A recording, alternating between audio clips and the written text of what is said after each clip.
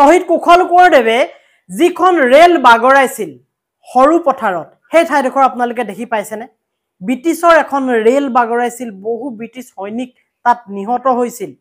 সেই ঠাইডোখৰ আপোনালোকে দেখি পাইছেনে হয়তো বহু ব্যক্তিয়ে দেখি পোৱা নাই যদি যিসকলে দেখা নাই তেওঁলোকৰ কাৰণে এই ভিডিঅটো আৰু মই সেই ঠাইখন দেখাম সেই ঠাইখন বৰ্তমান সময়ত ক'ত আছে কেনেকৈ আছে আৰু কেনেকুৱা এটা অৱস্থাত আছে বহু ব্যক্তি আমি শুনিছো কিতাপে পত্ৰই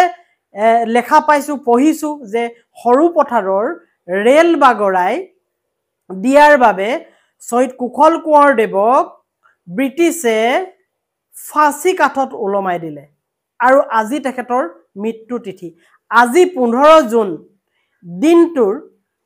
পুৱতি নিখা তেখেতক ফাঁসী দিয়া হৈছিল আজি দিনটোত আৰু যিডোখৰ ঠাইত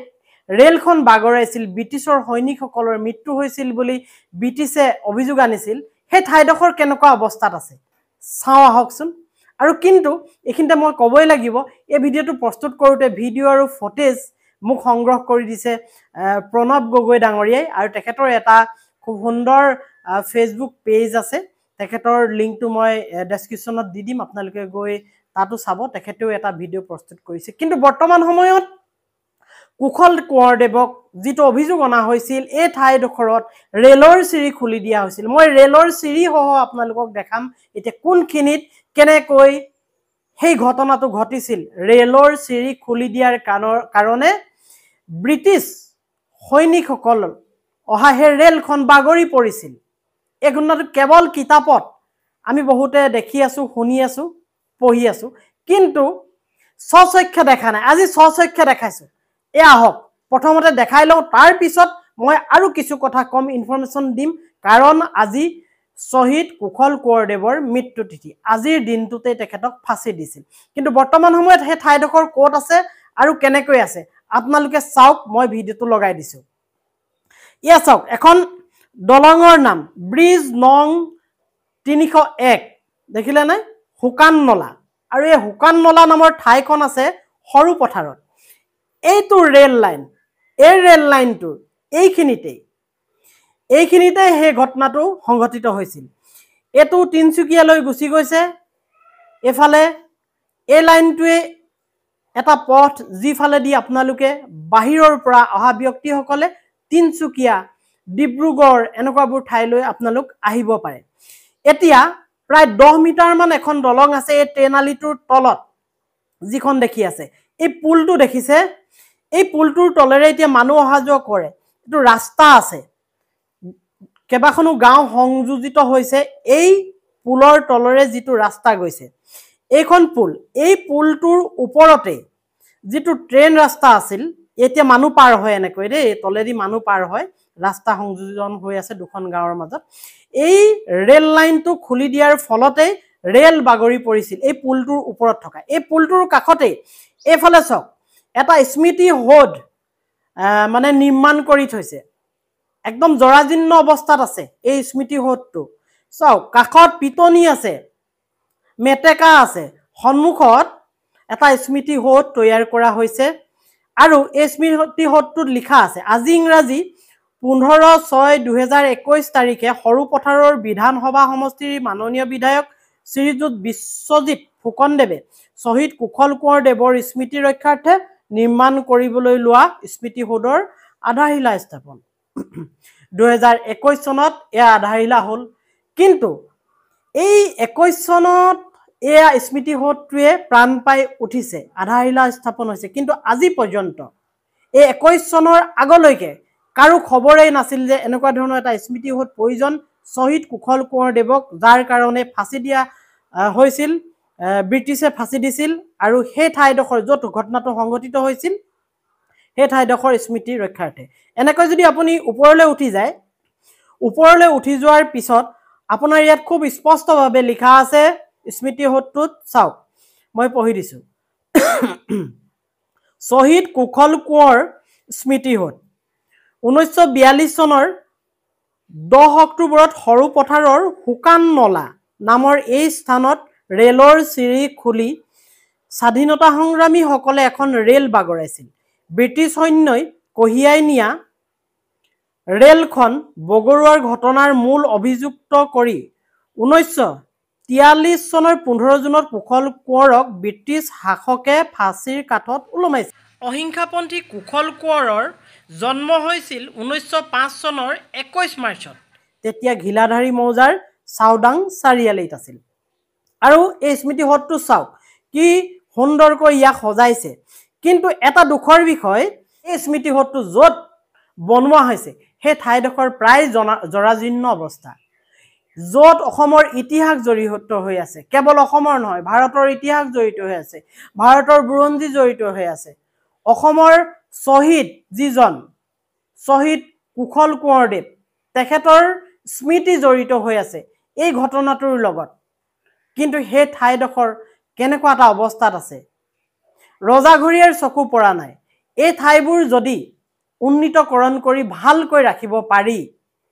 চকুত লগাকৈ যদি ৰাখিব পাৰি, তেনেহ'লে এইবোৰ পৰ্যটনৰ এটা থলী হ'ব পাৰে। কাৰণ শ্বহীদ কুশল কোঁৱৰ দেৱৰ এই স্মৃতিসৌধটো চাবলৈ বা সেই তেওঁ ঘটনাটো য'ত ঘটিছিল বুলি ব্ৰিটিছ সৈনিকে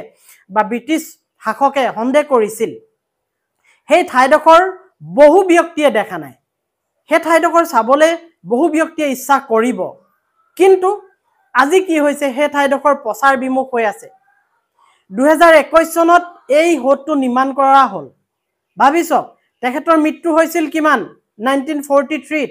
1943ৰ পৰা 2021তে সময় পালে এই স্মৃতিসৌধটো তৈয়াৰ কৰিবলৈ। মানে আচলতে আমাৰ অসমৰ বুলিয়ে নে অন্য কিবা কাৰণত এনেধৰণৰ শ্বহীদসকলক, যিসকলক আমি দেশৰ গুৰি ধৰোঁতা বুলি ক'ব পাৰোঁ, যিসকলৰ কাৰণে আজি আমি মূৰ দাঙি স্বাধীন দেশৰ নাগৰিক বুলি ক'ব পাৰোঁ, সেই ব্যক্তিসকলক কিয় এনেধৰণে অৱমাননা কৰা হয়? যিসকলৰ যিবোৰ স্থানক লৈ, যিসকলৰ যিবোৰ কথাক লৈ আমি গৌৰৱ কৰোঁ, তেনেবোৰ গৌৰৱোজ্জ্বল ঠাইক কিয় পৰ্যটন উদ্যোগে গুৰুত্ব নিদিয়ে, এনেকৈ আৱৰ্জনাময় কৰি ৰাখে? এতিয়া চাওক, এই স্মৃতিসৌধটো তৈয়াৰ কৰিলে হয়, ইয়াৰ কাষে পাজে থকা পিটনি বা যিবোৰত আপুনি মেটেকা নল এনেকুৱাবোৰ দেখিছে, এই ঠাইবোৰ যদি পুতি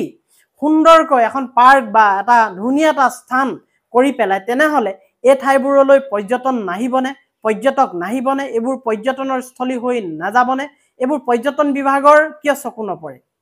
য'ত অসমৰ বুৰঞ্জী, অসমৰ ইতিহাস, ভাৰতৰ বুৰঞ্জী জড়িত হৈ আছে। ঠিক আছে, আজি কুশল কোঁৱৰৰ মৃত্যু তিথি, গতিকে মৃত্যু তিথিত আৰু কেইটামান কথা মই কৈ যাওঁ তেখেতৰ বিষয়ে, আপোনালোকে অকণমান গুৰুত্ব দি শুনক। গোলাঘাট জিলাৰ, তেতিয়া কিন্তু শিৱসাগৰ জিলা আছিল দেই, ঘিলাধাৰী মৌজাৰ চাওদাং চাৰিআলিৰ এটা পৰিয়ালত কুশল কোঁৱৰদেৱৰ জন্ম হৈছিল। আৰু তেখেতৰ পিতৃৰ নামটো বহুতে গম পায়, সোণাৰাম কোঁৱৰ, আৰু মাতৃৰ নামটো আছিল কনেকেশ্বৰী কোঁৱৰ। আৰু 1942 চনৰ 10 অক্টোবৰৰ পুৱতি নিশা কিছুমান লোকে গোলাঘাট জিলাৰ সৰু পথাৰৰ এই যিখন ঠাই মই কৈ আছিলোঁ, সেই ঠাইখনত কেইটামান ৰেলৰ চিৰি উফৰাই দিছিল, খুলি পেলাইছিল। আৰু খুলি পেলোৱাৰ পিছত ব্ৰিটিছৰ যিখন ৰেল আহিছিল, তাত কিছুমান ব্ৰিটিছ সেনা আহিছিল। আৰু সেই ৰেলখন বাগৰাই দিয়াৰ লগে লগে বহু লোক তাত মৃত্যু ঘটিছিল আৰু তাত অভিযান চলিছিল ব্ৰিটিছসকলৰ। আৰু বিভিন্ন ৰাইজক, গাঁৱৰ ৰাইজক মাৰপিট কৰা হৈছিল, হাৰাশাস্তি কৰা হৈছিল। কুশল কোঁৱৰদেৱক ৰেল ধ্বংসৰ মূল ষড়যন্ত্ৰকাৰী, এই ঘটনাটোৰ মূল ষড়যন্ত্ৰকাৰী বুলি ব্ৰিটিছ আৰক্ষীয়ে তেখেতক গ্ৰেপ্তাৰ কৰি লৈ গ'ল। 1942 চনৰ 5 নৱেম্বৰত তেওঁক যোৰহাট কাৰাগাৰলৈ নিক্ষেপ কৰা হ'ল। আৰু 1923 চনৰ 11 ফেব্ৰুৱাৰীত ইংৰাজ চৰকাৰে আদেশ দিলে, মানে কিছুমান ধাৰা লগালে, 111, 1942 এনেকুৱা ধৰণৰ ধাৰা লগাই শিৱসাগৰৰ জিলা উপায়ুক্ত মিষ্টাৰ এণ্ড্ৰ কেম্বল হামফ্ৰিক বিশেষ ক্ষমতা প্ৰদান কৰিলে। গোলাঘাট লোকেল বোৰ্ডৰ কাৰ্যালয়ত কুশল কোঁৱৰৰ বিচাৰ আৰম্ভ হ'ল। আৰু আদালতত কুশল কোঁৱৰক নিৰ্দোষী ঘোষণা কৰিব নোৱাৰি দোষী ঘোষণা কৰিলে ব্ৰিটিছ চৰকাৰৰ হেঁচাত। আৰু তেওঁৰ বিৰুদ্ধে এটাও প্ৰমাণ পোৱা নাছিল, কিন্তু কুশল কোঁৱৰক হ'লেও মৃত্যুদণ্ডৰ আদেশ দিলে। আৰু এই ৰায়টোক সন্মান জনালে কুশল কোঁৱৰদেৱে।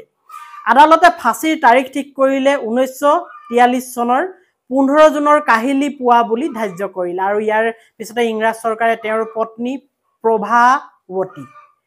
কোঁৱৰলৈ 13 জুনৰ ভিতৰত যোৰহাট কাৰাগাৰত তেখেতক লক কৰিবলৈ আচলতে মাতি পঠোৱা হ'ল আৰু তেতিয়া তেওঁৰ পত্নী প্ৰভাৱতীয়ে 1943 চনত 43 চনৰ 12 জুনত তেখেতৰ পুত্ৰ খগেন কোঁৱৰ আৰু নগেন কোঁৱৰক লৈ আৰু দেউৰেক পূৰ্ণ কোঁৱৰক লগত লৈ যোৰহাট কাৰাগাৰত তেওঁ গৈ লক কৰিছিলে আৰু সাক্ষাৎ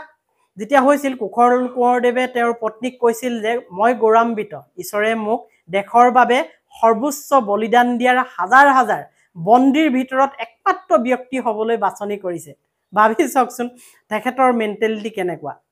এইখিনি সময়ত আচলতে ব্ৰিটিছে আমাক ইমানেই শাসন শোষণ কৰি ৰাখিছিল আৰু অৱশেষত বহু ব্যক্তি অতিষ্ঠ হৈ এনেকৈ নিজক বলিদান দি হ'লেও দেশৰ কাৰণে নিজক বলিদান দি হ'লেও আমি দেশখনক বচাই ৰাখিব লাগে গতিকে তেখেতে সুখী হৈছিল আদালতে দিয়া ৰায়দানত আৰু অৱশেষত কওঁ এনে ধৰণৰ যিবোৰ বীৰ পুৰুষ আছিল যাৰ কাৰণে আমি আজি বুকু ফুলাই সগৌৰৱে ক'ব পাৰোঁ আমি স্বাধীন ভাৰতৰ এজন নাগৰিক বুলি তেনেবোৰ ব্যক্তিক যেতিয়া এনেকৈ অৱহেলিত কৰা হয় তেনেবোৰ ব্যক্তিৰ যিবোৰ কৰ্মৰাজি আছে সেই কৰ্মৰাজি বা তেনেকুৱা ধৰণৰ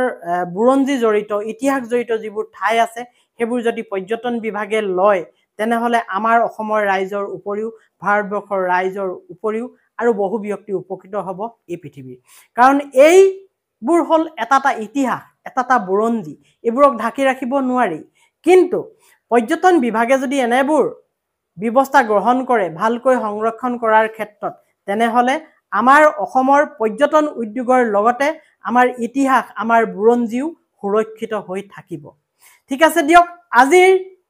এই মৃত্যু তিথিত শ্বহীদ কুশল কোঁৱৰদেৱৰ ওপৰত এই ভিডিঅ'টো প্ৰস্তুত কৰিলোঁ অন্যটা দিনত অন্যটা ভিডিঅ' লৈ আকৌ আহিম বাই বাই